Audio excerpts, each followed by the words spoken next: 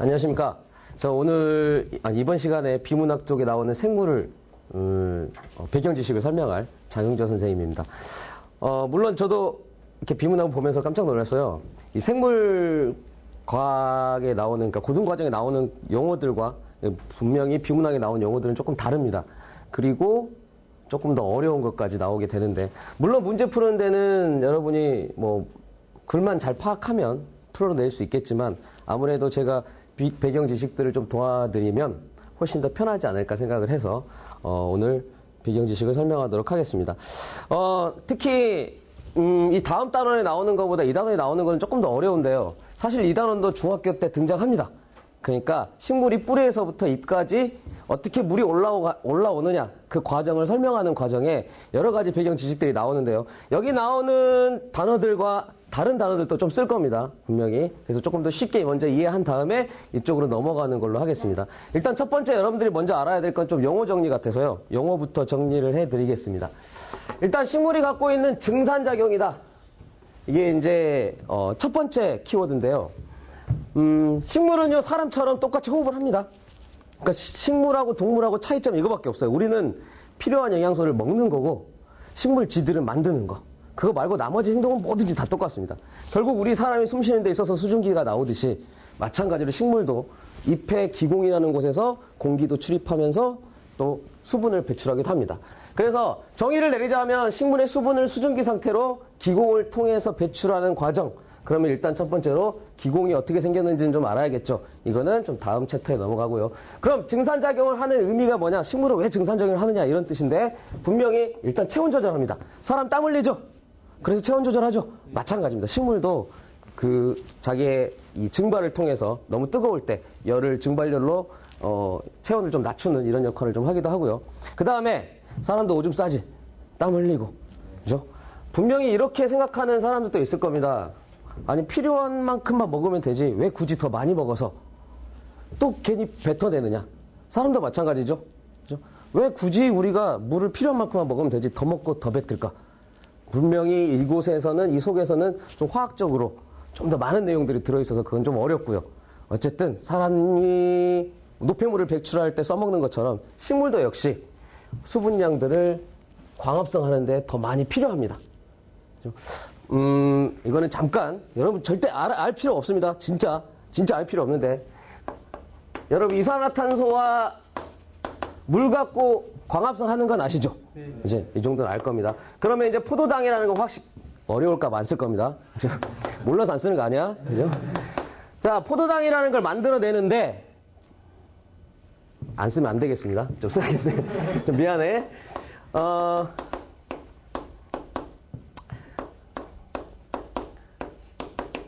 이런 화학식입니다.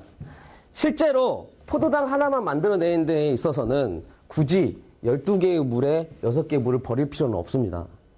순수한 화학식으로만 보면 얘는 필요 없고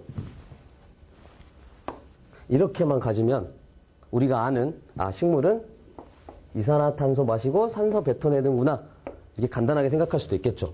근데 더 깊이 들어가면 분명히 얘는 이 6개의 물 갖고는 도저히 포도당을 만들 수가 없습니다. 그래서 실제로는 12개의 물, 12분자의 물을 이용하고 그 다음에 포도당 다 만들어내고 다시 6개의 물을 뱉어냅니다. 그러니까 포도당 하나 광합성 하는 데 있어서 분명히 더 많이 먹었다가 쓸데없이 뱉어야 된다는 얘기야. 무슨 말인지 알겠죠? 자, 이것보다 더 큰 의미는 바로 여기에 있습니다. 물을 뿌리에서부터 지금 나무 보면 밖에 보면 나무 엄청 높죠? 네. 그죠? 저렇게 큰 나무들 이파리까지 수분이 꼭 흡수돼야 된단 말이에요. 그죠? 어떻게 올라올 거냐? 펌프도 없는데. 그죠? 그 원동력이 바로 식물의 증산작용입니다. 아마 이 지문에서 가장 크게 보고 있는 건 이쪽입니다. 그러니까 증산작용을 통해서 뿌리에 있는 물이 어떻게 이파리까지 올라갈 수 있느냐. 이쪽을 보여주고 있는데 이거는 조금 후에 잠시 후에 다음 챕터에서 분명히 좀 더 자세히 설명할 거고요. 이거는 그냥 참고사항입니다. 이거는 별로 지문을 해결하는 데 있어서 중요한 건 아니고 증산작용을 하려면 어떻게 하면 식물이 물을 잘 버리느냐. 사람이 땀을 많이 흘리는 거랑 똑같습니다. 햇빛 강할 때. 너무 당연하죠? 증발 잘 되는 조건이야. 습도 낮을 때. 당연하죠. 온도 높을 때. 이럴 때 증산작용이 잘 일어난다. 일단 증산작용이라는 건 뭔지 알겠죠? 식물이 물을 밖으로 버리는 작용이다 라는 얘기고요. 다음 챕터 넘어가겠습니다. 그러면 이 기공이라는 거는 어떤 건가? 도대체 기공이 어떻게 열리냐? 이 지문에는 생각보다 어려운 내용이 들어있었습니다. 그러니까 새로 바뀐 설인데요. 사실 칼륨에 대한 설은 중학교 때까지 배우지 않았던 거거든요. 사실 여러분 중학교 때 기공의 개폐 배웠던 거를 기억하면 이상한 거죠? 기억할 리는 없겠지만 배웠어요. 배웠던 거를 알면 좀 그러니까 옛날 거와 지금 거를 비교해서 잠깐 설명을 드릴게요. 그림은 잘 못 그리긴 하는데 식물의 잎에 이게 잎이라고 치면 뒷면에는요. 이 뒷면에는 이런 구멍들이 되게 많이 있습니다. 자세히 현미경으로 관찰하면 이 구멍들이고 사실 이 구멍에서 얘들이 열렸다 닫혔다 하는 개폐 과정에 의해서 일단 이산화탄소, 산소의 출입이 가능합니다. 일단은. 그럼 이쪽에는 식물이 유일하게 광합성 하는 곳은 이파리죠. 잎에는 뭐가 있어요? 답은 여기 있다. 잘 안 보이나? 잎에 뭐가 있어? 그냥 엽록체가 있습니다. 이 엽록체에서만 광합성이 일어나거든. 그러니까 이파리 다 떨어지면 식물은 더 이상 양분을 못 만드는 겁니다. 그죠? 그런데 잎 중에서도 여기 기공이라는 곳에서도 이 공변세포라고 부르는데 이쪽 부분에도 엽록체가 있습니다. 분명히. 이 엽록체가 하는 역할은 당연히 광합성에서 포도당을 만드는 역할인데 그러면 여기서 이 책에 나왔던 새로운 학설 말고 이전에 배웠던 학설대로 얘기를 하면 일단 이 엽록체가 광합성을 합니다. 그럼 포도당의 양이 많아지겠죠. 그렇죠? 이 포도당의 양이 많아지면 사실 녹말을 분해하고 어쩌고저쩌고 되게 복잡한 과정이 있는데 어쨌든 포도당의 양이 많아져요. 농도 높아지죠. 농도 높아지면 삼투 현상이 일어난다는 건 들어봤습니까? 그죠? 물이 들어간단 말이야.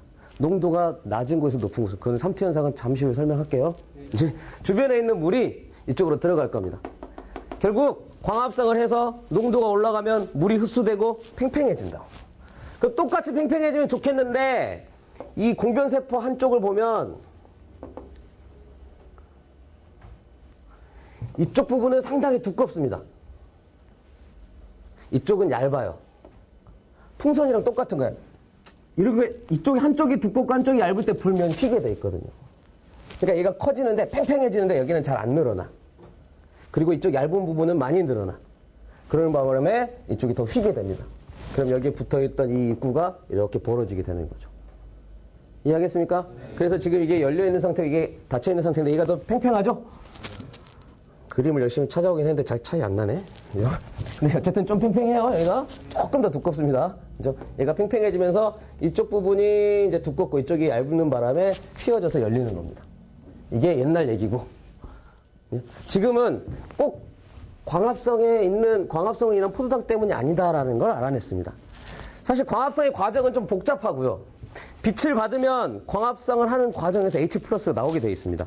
이거는 생물 2에서 나오는 어떤 광합성의 이 화학적인 과정을 좀 알아야 되는데 그 부분까지 알 필요는 없으니까 어쨌든 그냥 간단하게 이렇게만 이해합시다. 빛을 비춰주면 이곳에서는 H+라는 걸 막 밖으로 방출합니다. 이 수분이 H+ 산성물질이 방출이 되면 주변에 있던 칼륨이라는 이온들이 막 안쪽으로 들어오게 돼 있어. 이거는 좀 통로가 열린다 이런 말은 사실 생물을 좀 많이 해야 되는 건데 일단 세포마다 막이 있고 막마다 이런 문이 하나 있다고 생각하시면 돼요. 이 문이 아무 때나 열리는 건 아니고요. 어떤 자극에 의해서만 열리는데 H+라는 수소 이온이 방출함에 따라서 문이 열렸다고 생각합니다. 통로가 열리면서 K+가 흡수됩니다. 그래서 이 공변세포 안쪽으로 K+가 계속 다량 투입되거든요. 한꺼번에 햇빛을 받으면. 이때 K+가 올라간다. K+는 여러분 편하게 생각하면 그냥 소금이라고 생각해도 좋습니다. 많은 이온이죠. 그러니까 이런 이온들이 들어가면 당연히 삼투압이 높아집니다. 이때 등장하는 이 단원에서 가장 여러분이 신경 써야 될 말이죠. 수분 포텐셜. 고등 과정에서 나오지 않는 단어입니다. 이거는. 그렇죠? 여러분 생물을 하는 사람도 있겠지만 이과에서 생물 2까지 배웠어도 수분 포텐셜이라만 들어본 적이 없을 겁니다. 그런데 비문학 이번 지문에 나와요. 이게 좀 어렵죠. 그래서 오늘 제가 중심적으로 얘기할 건 수분 포텐셜이라는 단어를 어떻게 쉽게 이해할 거냐. 이거를 중심으로 여기 설명을 드릴 건데요. 어쨌든 삼투압이 높아지면 수분 포텐셜이 낮아집니다. 결국 얘는 조금 이따 설명을 다시 하고요. 그러면 물이 유입돼서 조금 전에 설명드렸던 공변세포의 팽창으로 인해서 기공이 열립니다. 일단은 여기서 골자가 뭐냐면요. 중요한 단어가 뭐냐면 농도가 올라가서 물이 유입된 다음에 팽창이 돼서 열렸다. 그렇게 간단하게 생각하시면 될 겁니다. 알겠죠? 자, 일단은 얘는 이렇고 다음 용어를 정리하도록 할게요. 자, 이제 삼투현상. 화학이든 생물이든 많이 나오는 삼투현상입니다. 삼투현상을 흔하게 볼 수 있는 게 우리 김장할 때죠. 배추는 팽팽하잖아. 네, 물이 많으니까. 이때 소금에다 막 절여놓죠. 그러면 다시 축 시드는 거. 그죠? 네, 물은 농도가 낮은 데에서 높은 데로 이동한다. 뭐 이런 말은 들어봤죠? 자, 이거는 일반적인 삼투현상의 설명입니다. 자, 여기 반투과성 막이 있고요. 반투과성이라는 말은 어려운 말 아닙니다. 반만 투과한다는 얘기지. 그러니까 물 밖에 통과를 못하는 구멍이 뚫린 막이라는 얘기입니다. 여기에 물과 설탕물을 갖다 놨어. 그죠? 이렇게 해서 잠시 후에 갖다 두면 어때요? 설탕 쪽에 물이 높이가 높아지죠? 그 다음에 순수한 물은 낮아졌다 그러면 물이 이쪽으로 이동했다는 얘기지. 물이 무슨 눈 달린 것도 아니고 지가 어떻게 찾아서 고농도를 찾아서 이동을 하겠니? 말이 안 되는 얘기입니다. 이거는 결론만 얘기한 거야. 야, 구멍 뚫렸는데 물이 안 갈 리가 없죠. 자, 봐. 이쪽도 물이고 이쪽도 물이야. 내가 이쪽에다 빨간색 잉크를 넣고 이쪽에 파란색 잉크를 넣었다고 칩시다. 구멍 뚫어놨어. 섞입니까 안 섞입니까? 너무 당연한 거죠. 당연히 섞이는 거야. 자, 그러면 내가 여기다가 소금물을 넣고 여기다가 그냥 맹물을 넣습니다. 순수한 물을. 그럼 이쪽에 있는 물은 이쪽으로 안 갑니까? 가야죠. 구멍 뚫렸는데 안 갈 이유가 없죠. 갑니다. 분명히. 들어오는 놈도 있고 나가는 놈도 있어. 자, 얘들의 출입의 속도는 똑같은데 문제는 뭐냐면 이 소금입니다. 이 소금이 물 분자가 나가는 걸 땡겨버려. 너 가지마 하고 잡아버린단 말이야. 그러니까 이쪽에서 옆으로 넘어가는 탈출 속도가 느린 겁니다. 그럼 얘는 속도가 더 빠르겠지? 그럼 이쪽의 양은 점점 많아질 거고 이쪽의 양은 점점 줄어들 거란 얘기죠. 이게 그냥 삼투현상이야. 근데 단순하게 농도로만 얘기해서 그렇지 실제로 이 삼투현상에 대한 효과는 영향을 주는 요인은 너무나 많아. 일단 첫 번째 위에 대기압 누르죠. 중력이 당기기도 하죠. 얘들 간의 흡착력도 있겠죠. 이런 것까지 다 계산해야 된단 말이야. 그래서 삼투의 능력이라는 건 그것까지 다 계산했을 때 물이 얼마나 많은 양이 넘어갈 수 있느냐 이런 게 삼투의 능력이라고 보는 거예요. 총틀어서. 그래서 뭐 이거는 뭐 쉽죠. 일단 물이든 물질이든 간에 뭐든지 구멍이 뚫려 있으면 서로 왔다 갔다 하는데 많은 쪽은 항상 양이 줄어들고 적은 쪽은 항상 늘어나서 공평해질 거다라고 생각하시면 됩니다. 알겠죠? 이것도 물의 양은 처음에는 똑같았지만 비율로 얘기해 봅시다. 비율. 여기가 물이 차지하는 비율이 100%라면 이 전체의 물이 차지하는 비율이 100%가 안 되죠. 90%라고 쳐봅시다. 분명히 물로 보면 얘가 퍼센트가 적지? 그러니까 많은 데서 적은 데로 가는 거야. 이해하겠습니까? 약간 그 모든 물질은 이렇게 공평한 겁니다. 많은 곳에서 적은 곳으로 가는 거야. 그거를 화학적인 포텐셜, 즉 수분 포텐셜이라는 말을 이제 쓰기 시작할 겁니다. 알겠죠? 일단 삼투현상을 소개했고요. 자, 다음은 진짜 너무 글씨가 작아서 모르려나? 수분 포텐셜. 간단하게 정의만 내리면 수분 포텐셜이라는 단어는요. 수분이 이동하는데 필요한 포텐셜 에너지. 저 포텐셜이 무슨 뜻인지는 알죠? 영어들 그래 잠재적인 P 이런 거 있습니다. 그죠? 포텐셜. 그죠? 잠재적이란 뜻이죠. 옛날에 물리 배우면 우리가 위치 에너지라고 배웠던 거 있죠? 이게 사실 포텐셜 에너지죠. 잠재 에너지. 종이로만 해도 설명할 수 있죠? 자, 얘는 지금 에너지 있습니까? 없습니까? 있죠. 손 놓으면 움직이니까. 그죠? 왜 내가 에너지를 써서 얘를 이렇게 휘어놨잖아. 얘는 지금 잠재 에너지가 있습니다. 펴주려고 하는 에너지. 이런 물리적인 현상을 정의를 내리다 보니까 물도 마찬가지라 이거죠. 자, 물은 낮은 데서 높은 곳으로 흐릅니까? 높은 데서 낮은 곳으로 흐릅니까? 그래, 높은 데서 낮은 곳으로 흐른다는 건 다 알고 있지? 낮은 곳에서 높은 곳으로 흐를 수는 없을까? 펌프 쓰면 되지. 흐를 수는 있습니다. 상식적으로. 봐봐. 야, 높은 데서 낮은 곳으로 흘러. 왜? 왠지 설명할 수 있어? 왜? 그냥 그러니까. 그러지? 야, 미끄럼 공 놨어. 이렇게 경사에다 공 아래로 굴러가지? 왜? 원래 그러니까. 이런 걸 과학자들은 밝혀내고 싶은 거야, 이유를. 여러분한테 정말 논리적으로 설명할 수 있느냐를 보고 싶은 거죠. 물론 여기 가면 이제 중력이 이렇게 있고, 수직 강력이 있고, 물리적으로 이제 너무 복잡해지겠죠. 그 물리 선생님이라고 하면 되는 거고. 이제 물도 마찬가지로 중력에 의해서 끌려오는데, 결국 중력이란 단어를 쓰지 말고, 꼭 중력 때문에만 오겠냐, 여기 마찰력도 있을 거고, 모든 그 영향을 주는 요인이 있겠죠. 내려가게 된 요인. 이거를 그냥 수분 포텐셜이라고 한 거야. 얘는 이쪽이 수분 포텐셜이 높은 거야. 원인은 중력 때문에. 아래쪽이 수분 포텐셜이 낮은 거야. 그러니까 이동한 거야. 이렇게 설명하고 싶었던 겁니다, 과학자들이. 무슨 말인지 알겠죠? 네. 자, 내가 여기다 펌프를 설치할 겁니다. 그래서 물이 역류하고 있습니다. 그러면 이쪽이 수분 포텐셜이 높은 거야. 이해하겠습니까? 자, 여러분 아파트 물탱크가 대충 위에 있죠? 네. 1층이 물 잘 나옵니까? 꼭대기층이 잘 나옵니까? 안 살아봐서 잘 모르지, 아파트. 어디가 더 잘 나올까? 1층이 잘 나옵니다. 훨씬 수압이 세죠. 고층으로 올라갈수록 수압이 약해집니다. 에이, 위에서 이렇게 내려오는데 왜요? 이렇게 안 내려옵니다. 이제 얘가 밑으로 내려와서 여기로 올라오죠. 여기 위에서 떨어지는 압력에 의해서 호수가 밑으로 올라오는 겁니다. 맞죠? 그래서 나오는 거니까 꼭대기층으로 갈수록 수압이 낮은 겁니다. 그래서 고층인데도 물이 잘 나오게 하려면 펌프가 있어야 돼. 그죠? 요즘 설계는 안 그렇지만 옛날 좀 오래된 아파트들 사는 사람들 있죠? 고층 사는데 물 안 나오는 사람들? 내가 작년에 거기서 살았어. 화나 죽는 줄 알았어. 잘 안 나옵니다. 꼭대기층에 살수록 오히려. 자, 이렇게 보면 화학적 포텐셜을 봐봐. 이쪽에서 물이 이렇게 내려옵니다. 수분 포텐셜은 위쪽이 많아, 아래쪽이 많아? 위쪽이 높아, 아래쪽이 높아? 그래, 위쪽이 높은 거야, 수분 포텐셜은. 근데 여기서는 이쪽에서는 위로 올라가잖아. 그럼 수분 포텐셜은 위쪽이 높아, 아래쪽이 높아? 아래쪽 그거 다 맞췄잖아. 수분 포텐셜이라는 말은 그 말이야. 물이 이동할 수 있는 능력, 잠재적인 에너지. 그래서 결론만 내리면 수분 포텐셜은 높은 곳에서 낮은 곳으로 그냥 이동하는 능력이다 라고 생각하시면 되겠습니다. 자, 여기서 이제 참고입니다. 여기도 참고. 어려우니까 참고.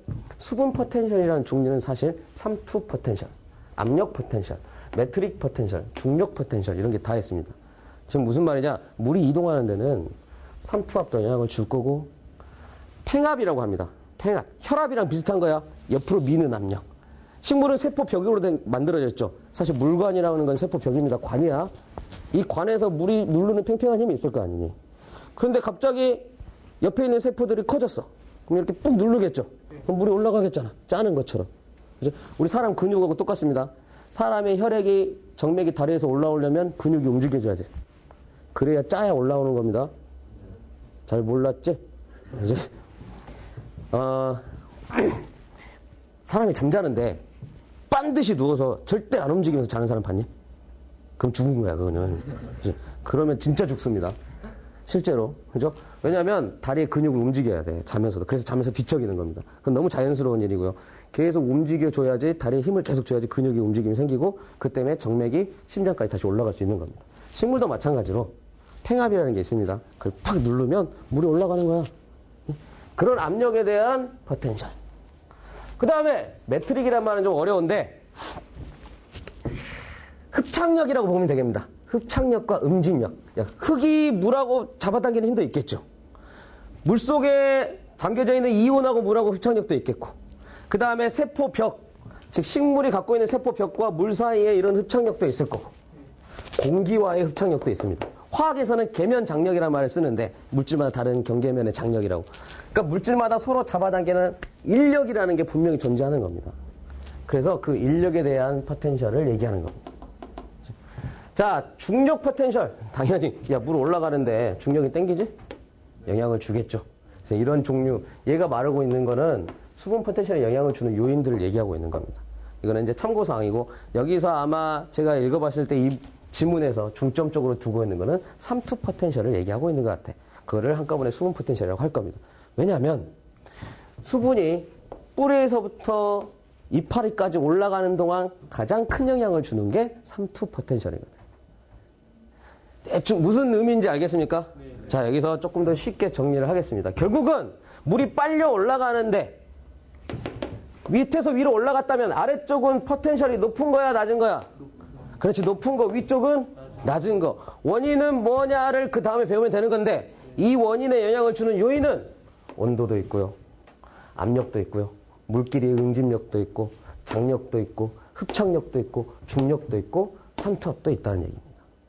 그 중에서 가장 중요한 삼투 포텐셜, 얘를 기준으로 가봅시다. 순수한 물은 0으로 기준을 뒀습니다. 나는 이렇게 해석할 겁니다. 저 0이라는 단어를 100%라고 생각하는 거. 물만 있어. 됐습니까? 네. 자, 그런데 이 물에다가 소금을 집어넣습니다. 그럼 이제 퍼센트가 바뀌는 거야. 자, 대충 설명을 하자면 이게 동그라미가 물 분자라고 봅시다. 지금 물 분자 5개 있습니다. 그치? 그래서 물은 지금 여기 전체 차지하는 비율이 100%죠. 여기에 소금 하나 넣어봅시다. 이제 100%가 아니죠. 물이 차지하는 비율은 6분의 5밖에 안 됩니다. 그죠? 2개 들어가면 7분의 5가 되는 거죠. 비율이 점점 작아지죠. 이게 음의 값이라고 생각하면 돼. 다른 이물질이 섞이면 섞일수록 이 삼투 포텐셜은 감소하게 됩니다. 그런데 분명히 항상 음의 값을 갖는다고. 그러니까 자, 순수한 물은 0, 소금 좀 섞었어. 그럼 마이너스 0.9 이렇게 보면 되는 거지. 좀 더 넣으면 마이너스 0.8 뭐 이런 거. 아니, 이러면 안 되는구나. 미안해. 마이너스 0.1 뭐 이런 거. 이제 마이너스 0.2 마이너스 계속 안 넣네. 수학이 좀 안 돼가지고 내가 마이너스 0.3 이러면 점점 숫자는 낮아진다는 거 알겠죠? 네. 이러면 물이 차지하는 비율이 점점 작아진다는 뜻이야.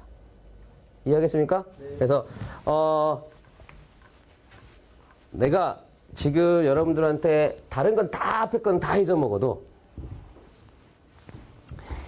이 지문을 가장 쉽게 해결하는 가장 중요한 키워드는 여기 있다고 봅니다. 이거면 그냥 끝나. 식물이 무슨 작용을 했던지 간에 농도가 올라갈 거야. 농도가 올라가면 아까 삼투 현상에 보면 여기가 소금물이야, 여기가 그냥 물이야. 그럼 물에서 소금물로 가려고 하지. 이런 걸 삼투압이라고 표현하죠. 삼투압이 커지는 거야. 농도가 올라갔다는 삼투압이 커졌다. 똑같은 말. 그렇게 되면 다른 물질이 들어갔기 때문에 물이 갖고 있는 구성 비율이 어떻게 되는 겁니까? 낮아지는 거지. 이 말은 수분 포텐셜이 낮아졌다고 보시면 되겠습니다. 이해하겠습니까? 왜냐하면 농도는 항상 낮은 곳에서 높은 곳으로 물은 가니까. 농도가 진해졌다는 얘기는 수분 포텐셜이 낮아졌다. 결국 물의 이동은 포텐셜이 높은 곳에서 낮은 곳으로 가는 거다라는 얘기죠. 대충 이해하겠습니까? 네. 여기? 좋습니다. 수분 포텐셜이란 말은 상당히 어려운 말인데요. 여러분들이 좀 이해해 줬으면. 자, 이제 결론 내리겠습니다. 땅속에 있는 물은 이 수많은 뿌리털을 통해서 들어갑니다. 물론 여기서도 삼투 현상이 있어야 되겠죠. 만약에 비료를 너무 많이 뿌렸다. 그럼 땅에 있는 농도가 높아지겠죠. 그러면 빨려올 겁니다. 그러면 식물은 바로 썩어서 죽는 거야. 그죠? 그러니까 함부로 비료를 많이 주는 건 안 됩니다. 그죠? 막 식물이 왜 안 자라지 하고 막 양분 막 주면 안 돼. 우리 집 꽃에다가 양분 많이 주고 뭐 먹다 남은 거 버리고 그러면 안 돼. 화분에다가는. 진짜입니다. 음료수 같은 거 많이 부으면 안 됩니다. 그죠? 가끔씩 이런 애들 있어. 그 정수기나 뭐 이런 데 옆에서 커피 타 먹고 남은 거 화분에 버리고 막 사이다 먹고 남은 거 화분에 버리고 식물이 죽었는데 나는 물을 열심히 줬는데 왜 죽지? 막 그런 거 있잖아. 양분 주는 건데 막 안 됩니다. 주변에 양분이 너무 많으면 물이 다 빨려와 버린단 말이에요. 그래서 일단 얘는 여러 가지 작용을 통해서 농도가 상당히 높은 곳입니다. 주변 바깥은 농도가 낮은 곳이고요. 그래서 물이 빨려오는 겁니다. 됐죠? 이게 쉬운 거고. 지문처럼 좀 어려우면 이쪽은 화학적 포텐셜이 낮은 거, 즉 수분 포텐셜이 낮은 거, 이쪽은 수분 포텐셜이 높은 거에서 이동했다. 이렇게 보면 되겠죠? 이제 좋아. 자, 그 다음에 관에 대한 모세관 현상에 대한 말도 좀 해줄게요. 이거는 화학인데요. 쌤은 화학도 잘합니다. 진짜 잘해. 거짓말 아닌데. 물에다가 가느간한 유리관을 꽂아 놓죠. 그러면 이만큼 빨리 올라가는 거 아십니까? 자, 종이에 물 빨리 올라가는 거, 화장지에 물 빨리 올라가는 거. 이거를 이제 화학적으로 설명 안 하고, 여러분을 초딩이라고 생각하고 초딩처럼 설명을 드릴게요. 물 분자들끼리는 서로 잡아당기는 힘이 있습니다. 그죠? 친구들끼리 다 꽉 잡고 있어. 얘를 꽂기 전에는 전부 다 얘는 이쪽에서 끌리고 저쪽에서 끌리고 이쪽에서 끌리고 다 잡아당기고 있단 말이야. 그런데 이런 관이 나를 막아버렸어. 빵! 그럼 이 안에 있는 그룹은 친구를 잃어버렸습니다. 싹 막힌 거야. 무슨 말인지 알겠습니까? 그러면 자기들끼리 막 잡아당겼다가 그 힘이 없어진 거야. 이제 나는 몇 명 안 돼. 좁은 공간에 몇 명 안 돼. 그런데 이 유리가 얘를 당기기 시작합니다. 어쩔 수 없이 끌려오죠. 여기 있는 놈 사실 살짝 끌려갑니다. 그런데 얘들은 친구들이 더 많이 도와주지. 친구들이 다 잡아당겨주고 있단 말이에요, 여기서. 그러니까 얘는 높이 안 올라가지. 근데 이 가운데 있는 놈들은 친구를 잃어버렸다고, 주변에 있는 애들은. 그러니까 그냥 물이 벽면을 타고 잡아당기는 힘이 어쩔 수 없이 끌려가는 거죠. 중력이 어느 정도 균형을 이룰 때까지 가다가 멈출 겁니다. 게다가 물은 응집력이 꽤 높아요. 따로 떨어져 있으려고 안 해. 그러니까 관을 통해서 이만큼 올라가는 거죠. 자, 이런 응집력, 아까 말했던 증상작용, 여기서 말하는 삼투, 이것들이 다 포함돼서 뿌리에서부터 이파리까지 물이 이동하게 되는 겁니다. 자, 그러면 자, 땅속에 있다고 봤을 때, 자, 이게 이파리라고 칩시다. 자, 이파리 구멍이 있어요. 여기서 물방울이 증산작용해서 나갑니다. 농도는 어떻게 됐겠어? 물이 빠져나갔으니까, 이쪽의 농도는. 그냥 낮아졌지. 물이 없어졌으니까. 그러면 수분 포텐셜은 어떻게 됐습니까? 농도가 높아졌으니까 수분 포텐셜은 낮아졌습니다. 그죠? 자, 그렇게 되면 이쪽은 수분 포텐셜이 어떻습니까? 높죠? 그죠? 그래서 이렇게 끌려가고, 이렇게 끌려가고, 이렇게 끌려가는 겁니다. 이해하겠습니까? 네. 자, 뿌리에서부터 이파리까지 올라가는 과정인데요. 사실은 쉽게 얘기하면 어렵진 않습니다. 농도가 높아가고 물이 부족하면 밑에서 빨리 올라온다 뭐 이런 내용인데 이거를 조금 어려운 영어인 화학적 수분 포텐셜이라는 말을 좀 썼었던 것 뿐입니다. 그래서 여러분들이 아까 얘기했던 키워드, 이 전에 얘기했던 이쪽 요것만 잘 기억하고 있어서도 이 문제를 풀어내는 데 어렵지 않을 겁니다.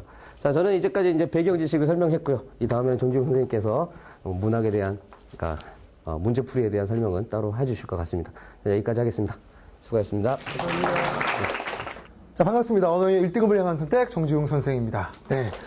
우리 생물 장 선생님한테 부탁을 드려서 강의를 부탁을 드렸는데, 잘 들으셨을 거예요. 생물 지문은 나온 지가 꽤 되기 때문에 역시 중요한 의미를 갖습니다. 그러니까, 생물 지문 중에서도 이 수분 특강에서 수분 포텐셜이 나와 있는 이 지문은 상당히 중요한 지문입니다. 네, 여러분들이 꼭 정리를 할 필요가 있었으면 좋겠고, 선생님도, 이렇구나. 정말, 우리 그냥 제시문만 읽고 그냥 문제를 푸는 데는 큰 어려움이 없지만, 이런 게 있구나라는 것을 알아서 참 되게 유용한 시간이었던 것 같습니다. 자, 어쨌든 우리는 오늘, 자, 과학 지문, 생물 지문, 한번 들어가 보도록 하겠습니다. 자, 첫 번째 문단부터 들어가 볼게요.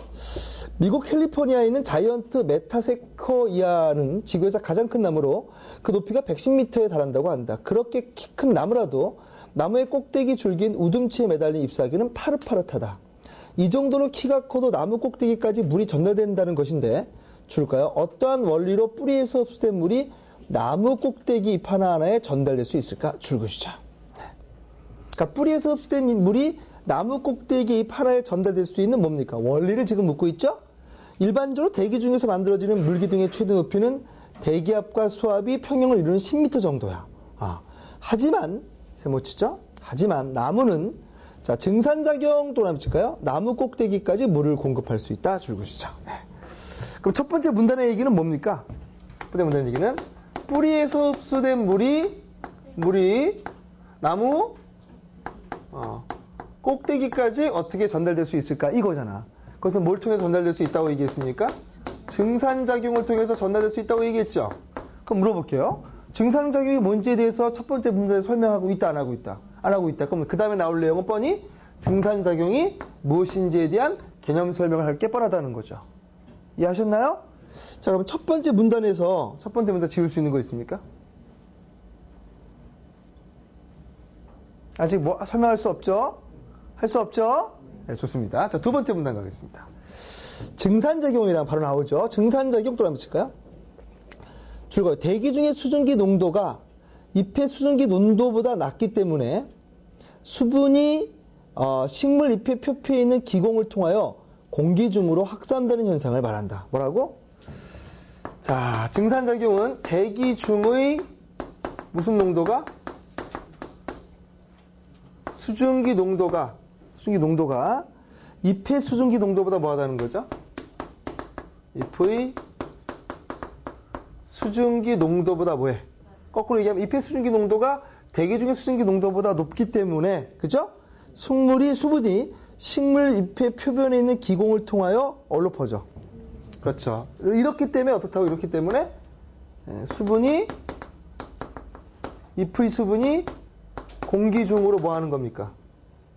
공기 중으로 확산되는 거죠. 우선 여기서 할 수 있는 건 뭐라고? 수증기 농도가 높은 게 수증기 농도가 낮은 곳으로 간다는 얘기겠죠. 이해해요? 무슨 말인지? 그러니까 당연히 수분이 공기 중으로 빠져나가겠죠. 얘를 무슨 작용이라고 한다고? 증산작용이라고 한다는 거야. 그러면 우리는 생각 한번 해보자고. 그럼 어떻게 뿌리가에서 꼭대기까지 물이 갈 수 있을까? 그럼 뿌리는 어때? 당연히 수증기 농도가 높을 것이고, 그 다음에 꼭대기는 수증기 농도가 낮을 거겠지. 이해할 수 있겠냐? 그러니까 어때요? 그게 바로 증산작용에 의해서 어디까지 올라갈 수 있다는 거죠? 꼭대기까지, 즉 잎사귀까지 올라갈 수 있다, 이 얘기죠. 됐어요? 자, 기공의 개폐 조절은 구조의 표피세포 한 쌍인 공변세포에 의해서 이루어진다. 식물이 빛을 받으면 공변세포 내로 칼륨 이온이 이동하여 공변세포 내 이온 농도가 높아지기 때문에 삼투현상에 의해, 우리 다 앞에서 장 선생님한테 배웠어요. 자, 이온 농도가 높아지기 때문에 삼투현상에 의해 식물체 내의 수분이 공변세포 내로 유입된다. 자, 이제 봐봐요. 이런 것들을 그냥 빨리 읽고 넘어갈 때 문제가 나오면 뭐 하게 될 것 같아요? 또 읽고 몇 번씩 또 읽는 거거든? 그럼 이거는 꼼꼼하게 뭐 해주고 하는 게 필요하다? 정리해주고 하는 게 필요해요. 식물이 빛을 받으면 어떻다고? 공변세포 내로 칼륨 이온이 이동해서 공변세포 내에 뭐가 높아진다? 공변세포 내에 이온의 농도가 높아지죠. 이온의 농도가 높아지면 무슨 현상이 벌어집니까? 삼투현상이 벌어지죠? 높아지기 때문에. 자, 삼투현상이 뭔지 알았어요, 우리 분명히. 삼투현상에 의해 식물체의 수분이 공변세포 내로 뭐 한다 그랬습니까? 유입된다. 아까 설명 들었던 거 기억나죠? 기억나 안 나? 분명히 뭐 했어? 소금을 여기 넣은 것과 소금을 넣지 않은 물 하면은 어떻게 한다 그랬어? 소금이 물을 잡아당기기 때문에 이쪽으로 가는 물보단 이쪽으로 들어오는 물이 더 많다고 얘기했죠? 그거 똑같은 현상이라고 보면 돼요. 그래서 이온 농도가 높기 때문에 삼투현상 내에 식물체 내 수분이 공변세포 내로 유입된다. 공변세포는 기공을 이룬 쪽의 세포벽이, 이런 거 다 장난친단 말이야. 기공을 이룬 쪽의 세포벽이 뭐하고? 두껍고, 바깥쪽은 세포벽이 뭐하다? 얇다. 장난칠 수 있지. 바깥 얘기할 수 있지. 조심해야 돼. 수분이 유입되면 안쪽보다 바깥쪽이 더 많이 부풀어 올라. 안쪽보다 바깥쪽이 더 많이 부풀어 올라 기공이 열린다. 이렇게 기공이 열리면 무슨 작용이 일어난다는 것이다? 증산작용이 일어나는 거죠. 그래서 공변세포 내 이온 농도는 높고, 이로 인해서 어떻게 된다고? 삼투현상이 벌어짐으로써 어떻게 된다 그랬어? 삼투현상이 벌어짐으로써 어떻게 된다 그랬죠? 식물체 내 수분이 공변세포로 뭐 된다? 유입된다 그랬죠? 그럼으로 인해서 뭐 한다 그랬습니까? 기공이 열리죠. 기공이 열리면서 어떻습니까? 증산작용이 일어난다 그랬습니다. 열리면서 증산작용이 일어난다 그랬죠.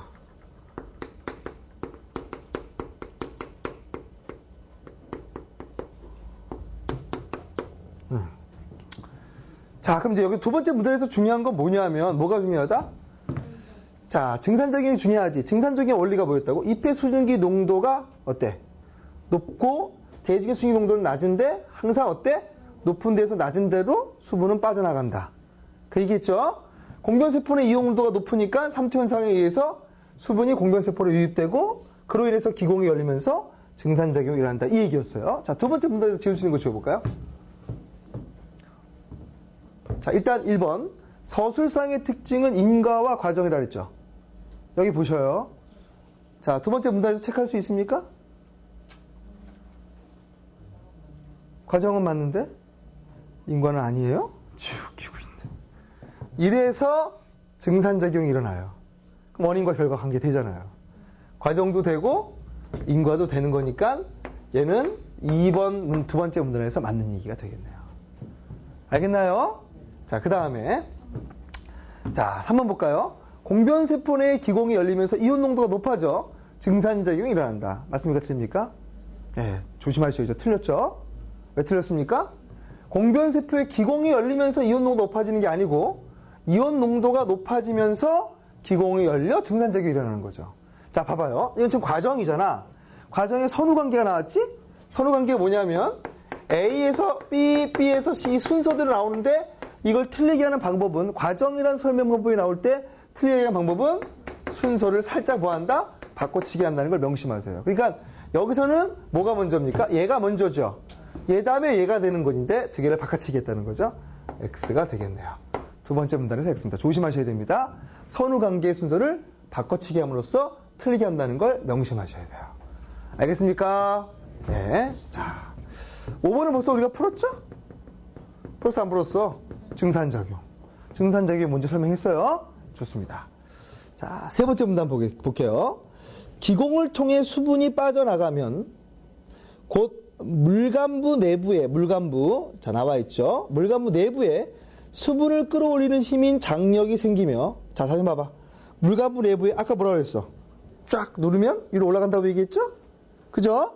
물간부의 물기둥은 뿌리로부터 위로 끌어올려 올라가게 된다. 네. 이때 물이 끊어지지 않고 위로 끌려 올라가게 되는 것은 물은 강한 뭘 갖고 있다 그랬죠? 응집력의 결과다. 물은 분자사이에 뭐가 크다? 인력이 크다. 그래서 응집력이 강하다. 물간부에서 물의 응집력은 큰 장력에 견딜 수 있을 만큼 크기 때문에 가는 거리에서 물기둥은 큰 장력에도 끊어지지 않고 뭐하게 한다? 올라가게 된다. 자, 이때 이 증산 응집력 장력 메커니즘은 식물 내부에서 별도의 에너지 소비 없이 이루어져. 그러니까 어때? 증상작용으로 물간부 내에 장력이 발생하고 그 다음에 물의 응집력으로 인해서 물은 끊어지지 않고 위로 끌려 올라가게 된다. 그 얘기잖아요. 맞습니까? 자, 그 다음에 지울 수 있는 거 한번 지워볼까요? 이봐, 물은 강한 응집력을 갖고 있으나 물간부에 작용하는 장력을 이길 수 없다고 얘기했죠. 틀렸죠. 장력을 이길 수 있기 때문에 물은 끊어지지 않고 위로 올라간다고 얘기했죠. 세 번째 문단에서 X 틀렸네요. 됐나요? 자, 그 다음에 할 수 있는 게 없죠? 네, 좋습니다. 자, 네 번째 문단 갑니다. 이러한 메커니즘을 수치적으로 설명하기에 수분 포텐셜 또 한번 칠까요? 자, 이제 중요한 개념 나옵니다. 네, 수분 포텐셜입니다.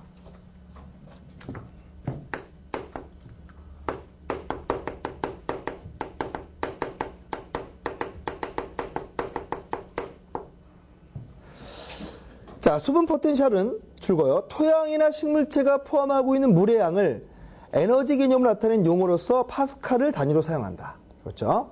순수한 물의 포텐셜은, 수분 포텐셜은 0이며 토양이나 생물체의 수분 포텐셜은 모두 음의 값을 갖는다. 예를 들어서 한번 쳐볼까요? 토양의 수분 포텐셜은 0, 마이너스 0. 왜? 순수하지 않으니까. 물만 있는 것이 아니니까. 그죠? 마이너스 0.01부터 마이너스 3 포텐셜이며 공기 수분 포텐셜은 마이너스 95 포텐셜입니다. 이때 토양의 수분 포텐셜은 공기의 수분 포텐셜보다 크다고 말한다. 식물, 봐봐. 토양의 수분 포텐셜은 공기의 수분 포텐셜보다 크다고 그랬지? 식물의 경우를 살펴보자. 일반적으로. 자, 죽어볼까요? 식물의 뿌리에서 줄기 입으로 갈수록 수분 포텐셜이 낮아지지. 그럼 봐봐. 자, 분명히 수분 포텐셜은 에너지였잖아. 에너지는 어떻다 그랬지? 높은 데서 낮은 데로 간다 그랬잖아. 그치? 그러니까는 어때? 수분 포텐셜이 높은 데에서 낮은 데로 가니까 토양으로부터 계속 위로 올라갈 수 있다는 얘기겠죠. 이런 수분과 함께 무기물이 이동하면서 뿌리에서 줄기 입으로 갈수록 줄거요. 이온 농도가 높아진다. 바로 줄거요. 이온 농도가 높아질수록 수분 포텐셜은 작아지는 것이다. 생각 봐볼까? 자, 그럼 이제 무슨 관계 나왔어? 반비례 관계 나왔지? 이온 농도가 높을수록 어떻다고? 수분 포텐셜은 낮아진다 그랬지? 그잖아요. 그죠? 네, 그러니까 당연히 어떻게 될까? 이온 농도가 높을수록 수분 포텐셜은 낮아지니까 위로 갈수록 이온 농도가 높아진다며. 그럼 수분 포텐셜은 낮아지잖아. 그러니까 수분 포텐셜이 높은 데서 큰 데로 옮겨가니까 물은 어때? 뿌리에서 어디까지? 이까지 올라간다. 그 얘기인 거죠. 자, 에너지가 높은 곳에서 낮은 데로 흐르듯이 죽어요. 수분 포텐셜이 큰 쪽에서 작은 쪽으로 물이 이동한다. 그랬습니다. 자, 그러면 지울 수 있는 거 있나요? 4번 볼까요? 이온 농도와 수분 포텐셜은 반비례 관계이다. OX? O. 맞죠? 맞는 얘기죠? 네 번째 문단에서 정리할 수 있었습니다. 자, 수분 포텐셜로 식물 물간부에서 물의 이동을 설명해 보자. 증산작용으로 잎의 수분이 공기적으로 빠져나가면 이온 농도, 선생님 봐봐. 물이 빠져나가니까 이온의 농도는 높아지겠지? 높아져. 잎의 수분 포텐셜은 줄기의 수분 포텐셜보다 작아진다. 따라서 줄기의 물은 수분 포텐셜이 상대적으로 작은 잎으로 이동한다. 줄기의 물이 잎으로 이동하게 되면 줄기의 이동 농도가 높아져 줄기의 수분 포텐셜이 뿌리의 수분 포텐셜보다 작아지므로 뿌리의 물이 줄기로 이동하게 된다. 뿌리에서는 뿌리의 수분 포텐셜과 땅의 수분 포텐셜이 같을 때까지 땅에서 뿌리로 물이 이동한다. 뿌리에서 이까지 식물 물간부에서의 물의 이동은 연쇄적으로 일어나는 현상이다. 그렇다면 선생님 봐볼까? 자, 여기서 자, 이 뿌리에서 흡수된 물이 잎 하나에 전달할 수 있는 원리는 뭘까? 일단 증산작용 있었지? 있었어 없었어? 있었죠? 이걸 다른 개념으로 설명하면 뭐였습니까? 그렇죠. 수분 포텐셜이었죠. 됐나요? 이렇게 설명할 수 있겠네요? 오케이. 자, 그래서 오늘 굉장히 중요한 지문인 생물 지문 하나를 정리를 했습니다. 자, 수분 포텐셜 상당히 중요한 개념입니다. 잘 이해를 하셨으면 좋겠습니다. 자, 수고 많으셨습니다. 감사합니다.